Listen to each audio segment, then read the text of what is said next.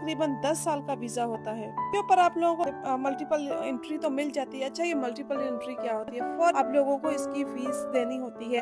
अच्छा, फीस देकर इसकी जो रसीद होती है उसको आप लोगों ने गार्बेज नहीं करना, उसको बहुत एहतियात से रखना होता है।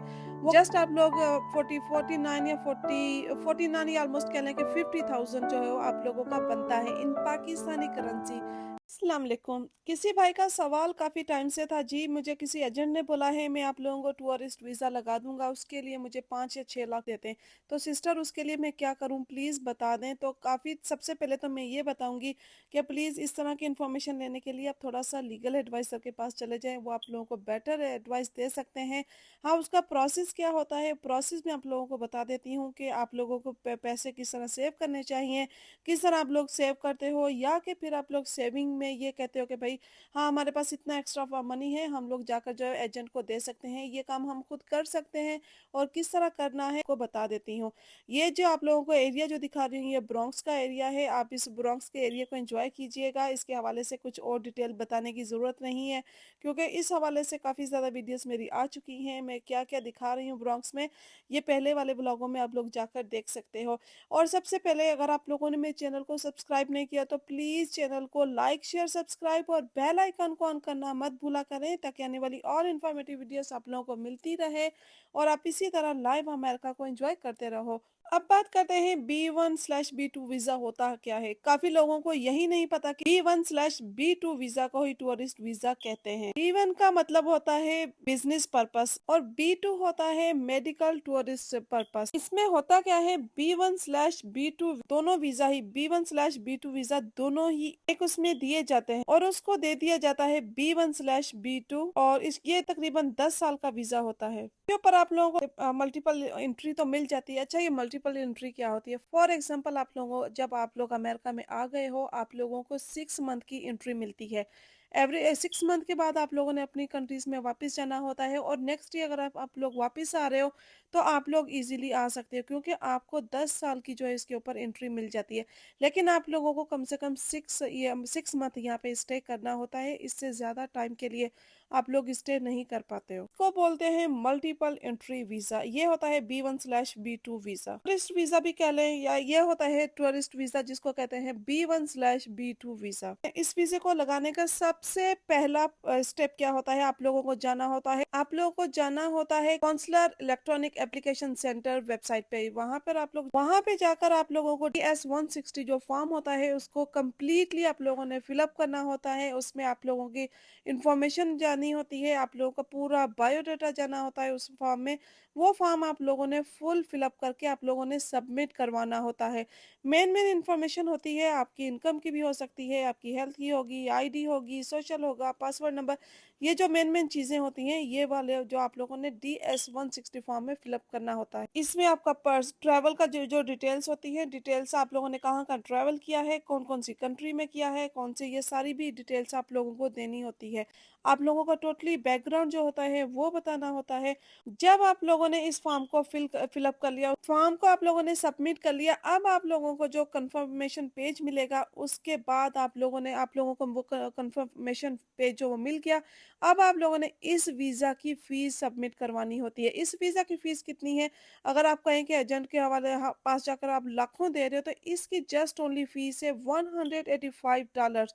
इसके अलावा और इसकी कोई ज़्यादा फीस नहीं है, जस्ट 185 आप लोगों को इसकी फीस देनी होती है। अच्छा, फीस देकर इसकी जो रसीद होती है उसको आप लोगों ने गार्बेज नहीं करना, उसको बहुत एहतियात से रखना होता है।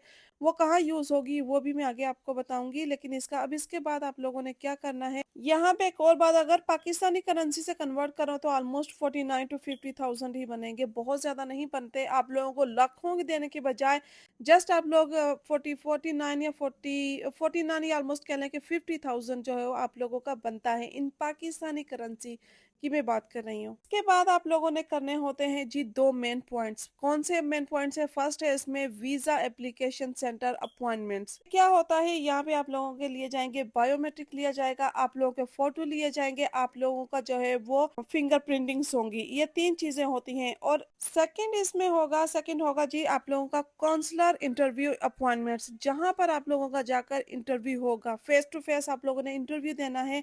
तो इनकी अपॉइंटमेंट्स होती हैं। अच्छा, ये भी हो सकता है कि अगर आप लोगों की वीज़ा आप लोगों ने कहीं और अप्लाई किया तो आप लोगों का किसी दूसरी स्टेट में भी हो सकता है इंटरव्यू। ये नहीं कि आपकी ही स्टेट में हो, किसी दूसरी सिटी में भी हो सकता है, सॉरी दूसरी सिटी में भी हो सकता है, स्टेट में नहीं सिटी में। तो आप लोगों को कहीं दूसरी सिटी में भी जाना पड़ सकता है। और मेन बात यहाँ पे कुछ लोगों के ऐसे सवाल थे कि जी अगर एक ही दोनों चीज़ें हो जाए, ऐसा पॉसिबल नहीं होता है कि आप लोगों का सेम बायोमेट्रिक एक दिन हो और सेकंड डे उसी दिन आप लोगों का इंटरव्यू हो। तो ये बाय स्टेप वो चीज़ करते हैं, स्टेप बाय स्टेप इस चीज़ को देखा जाता है कि आप लोग एक दिन जो और बायोमेट्रिक देकर आ रहे हो तो सेकंड डे या सेकंड फ्यू डेज़ आप लोगों को लग जाते हैं इंटरव्यू के। ये वो खुद हर चीज़ को मैनेज करते हैं, स्टेप बाय स्टेप करते हैं, वन डे में ये चीज़ नहीं होती। वो ये दोनों अपॉइंटमेंट्स इस तरह डिज़ाइन करते हैं कि पहले आपका जो फर्स्ट है आप लोगों का बायोमेट्रिक हो जाए और उसके बाद आप लोगों का इंटरव्यू हो। ये खुद वो डिज़ाइन करते हैं, ये आपके हाथ में नहीं होता। इसकी हेडेक लेने की आप लोगों को कोई टेंशन नहीं होनी चाहिए कि भई ये हो जाएगा, वो हो जाएगा। स्टेप बाय स्टेप वो लोग प्रोसेस करते हैं और आपको इन्फॉर्म करते हैं।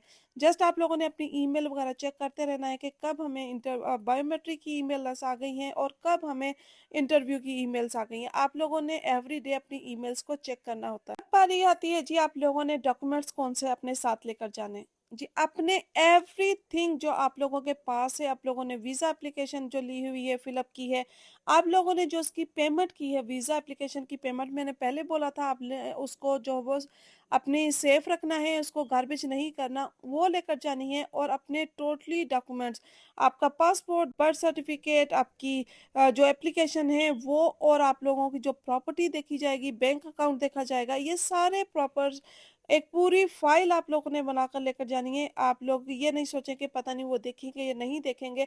इन केस आप लोगों से वो पेपर माँग सकते हैं, जो एप्लीकेशन आपने फ़िल अप की है वो पेपर हमें दें। अगर आप लोग नहीं लेकर जाओगे तो उस टाइम आप लोग कहाँ से दोगे?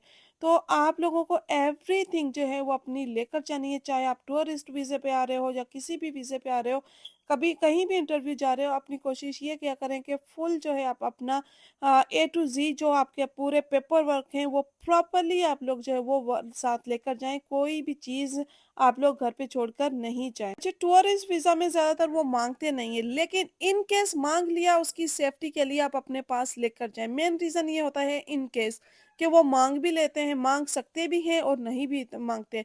ज़्यादातर नहीं माँगते, लेकिन इन केस के लिए आप लोग लेकर जाएँ वो बेटर रहता है। अच्छा, यहाँ पे आप लोगों ने एक चीज़ और भी दिखानी होती है, अपने फंड्स दिखाने हो रहे कि जी हम लोगों ने अमेरिका जाना है। ज़ाहिर-सी बात है अमेरिका आ रहे हो, आप लोगों ने अमेरिका में जाना है, रहना है, किसी के फैमिली की तरफ रह रहे हो या फिर आपने होटल्स की बुकिंग करवाई होती हैं। आप लोगों के जो फंड्स होते हैं वो ज़रूर देखते हैं कि भई इसका जो बैंक बैलेंस है वो कितना है, क्या इसकी प्रॉपर्टी है। इस तरह की चीज़ें जो वो देखते हैं इस जो वीज़ा टूरिस्ट वीज़ा होता है इसमें। क्योंकि अगर आप लोग यहाँ पे टूरिस्ट आ रहे हो, आप लोगों ने ज़ाहिर-सी बात है होटल की बुकिंग करवानी है।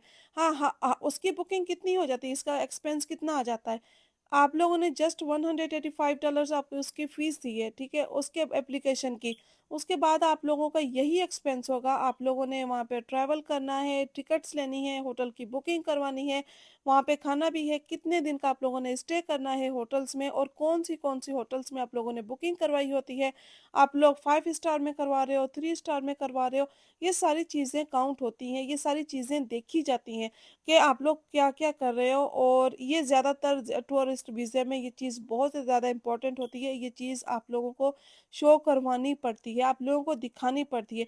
तो ये जो डॉक्यूमेंट्स होते हैं इनको कभी भी मिस ना करें, ये सारी चीज़ें वो देख लेते हैं, चाहे आप लोगों ने जब सबमिट करवा दिए, ये नहीं कि आपके हैंड में ही देखेंगे, जब आप लोगों ने पेपर सबमिट करवाए हुए होते हैं, तब आपके पास ये चीज़ें देख ली जाती हैं। लेकिन ये ज़रूरी इसीलिए होती है कि इनके हिसाब से पेपर भी माँग लेते हैं, आप लोग पेपर दे सको। और सवाल ये भी आएगा जी हमने ड्रेसअप कैसा होकर जाए। यहाँ पर अब ड्रेसअप की बात करते हैं कि अगर ज़ाहिर बात है आप लोग इंटरव्यू देने जा रहे हो, आप लोग फॉर्मल ही होकर जाओगे। हाँ, ये भी नहीं कि बहुत ज़्यादा बड़ी-बड़ी बिग ब्रांड्स जो होते हैं उनके बैग हों, उनके कपड़े हों, उनके शूज़ हों, इस तरह होना चाहिए, फॉर्मल होना चाहिए, आप लोगों को अच्छा लगना चाहिए, क्लीन लगना चाहिए। ये भी ना हो कि बिल्कुल ही आपने चप्पल पहनी हुई है, सैंडल पहना हुआ है, वो ये चीज़ भी नहीं देखते। कहते हैं ना कि एक नज़र में ही पसंद आ जाता है बंदा, एक नज़र में ही पता चल जाता है, तो ये सिनेरियो वहाँ पे भी होता है कि मैंने पहले भी इस हवाले से वीडियो बनाई हुई है कि आप लोग अच्छे जो होकर जाएँ, क्लीन होकर जाएँ, अपनी पर्सनैलिटी को एनहांस कर कर जाएँ। आप ये कह लें कि हाँ भई हम लोग जो है फर्स्ट लुक में ही अच्छे लग रहे हैं, चाहे मेन हो, चाहे वुमेन्स हो, चाहे कोई ग यंग हो, ओल्ड हो, कोई भी हो, आप लोग इस तरह साफ-सुथरा क्लीन होकर आप लोग जाएँ कि वो वीज़ा इंटरव्यू लेने वाले को लगे कि भई हाँ, ये पर्सनैलिटी है, ये अच्छी है और देखने में लुक लाइक नाइस। तो देखने में फर्स्ट इंप्रेशन होता है ना, first impression is last impression, ये सेंटेंस है, काफ़ी बार सुना होगा आप लोगों ने।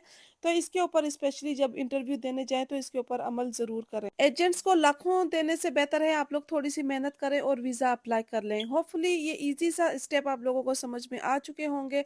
मिलते हैं नेक्स्ट वीडियो में नेक्स्ट ब्लॉग के साथ। दुआ में याद रख तक के लिए अल्लाह हाफ़िज़।